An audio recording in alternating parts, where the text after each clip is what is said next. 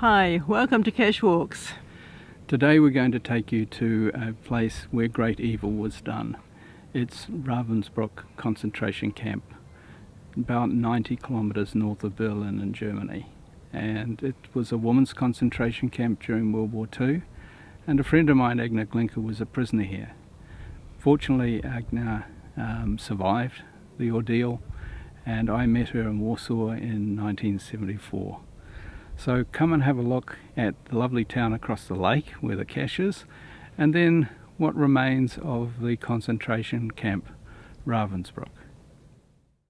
As we got closer to Ravensbrück, we called into the small town of Fürstenberg to pick up some flowers that we could place at the Ravensbrück Memorial in memory of Agna and the other woman who suffered so badly there.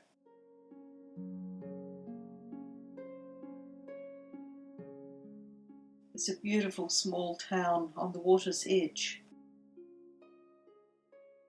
We then went to get a geocache which took us to this lovely covered bridge.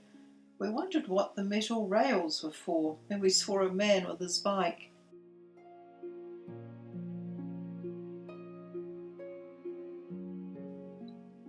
On the cache description, it said that you could look out from here to see Ravensbrück Memorial in the distance across the lake, so we stopped here to have a look.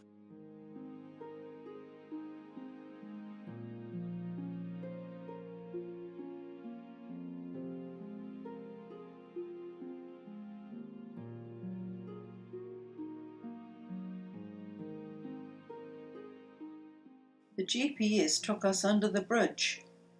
The water was calm and I loved the reflections in this beautiful place.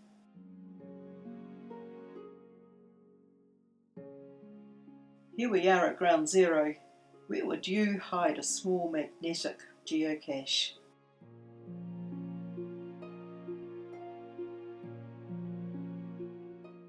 We signed the log and received another German state souvenir for our collection.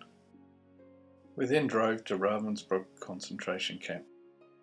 As we entered the camp, we passed the former accommodation blocks for the female guards, which are now a youth hostel and youth meeting centre. Ravensbrück was the key training facility for thousands of Nazi female guards who were brutal in their handling of the prisoners.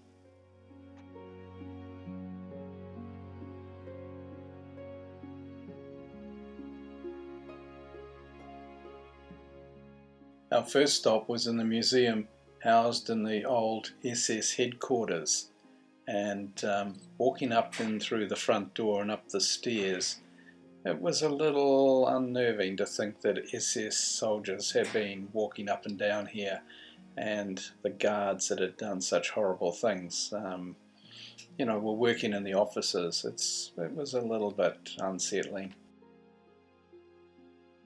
There were artefacts on display. The prisoners had to transport cobblestones for road building. The survivors took this wheelbarrow with them when they were liberated and donated it to the memorial in 1959.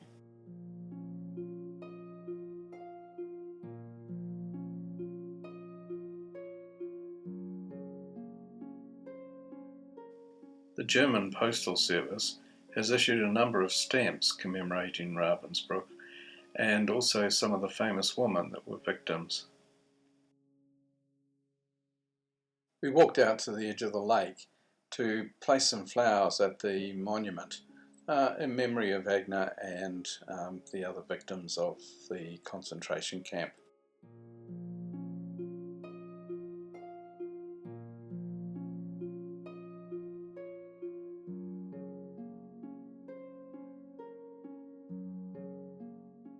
This is the Wall of Nations with a mass grave of 300 prisoners.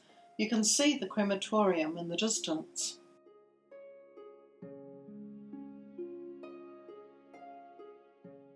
Sometimes it's the small things that become lasting memories, and for some reason this electrified barbed wire really summed up the place for me, and I found it a bit upsetting.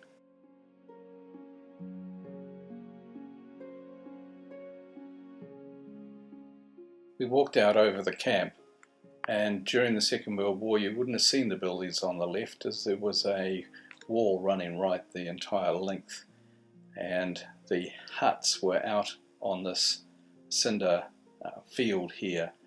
They've been raised up a little bit to show you where each hut was.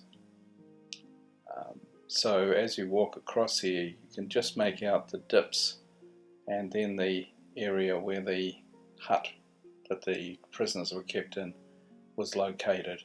These were moved off at the end of the Second World War because they needed housing for refugees.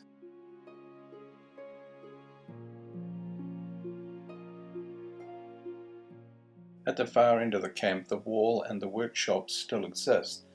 The women were forced to work in these buildings. It was extermination through work. Tens of thousands died of overwork coupled with malnutrition and despair. We also went up to where the SS officers had their accommodation. I went into one, but again it was a little strange, so we didn't go any further. On the road outside the camp is a memorial to the Soviet army who liberated the camp in 1945, and another sculpture which is rather moving for me.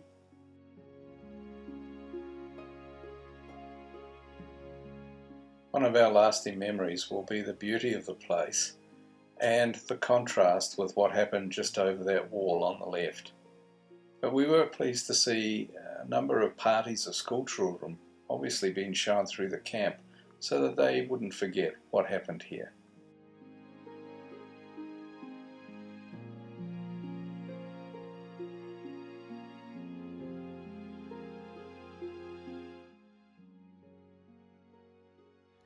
Well, that brings us to the end of our cache walk in Ravensbruck concentration camp. We hope you found it informative, and thanks for watching.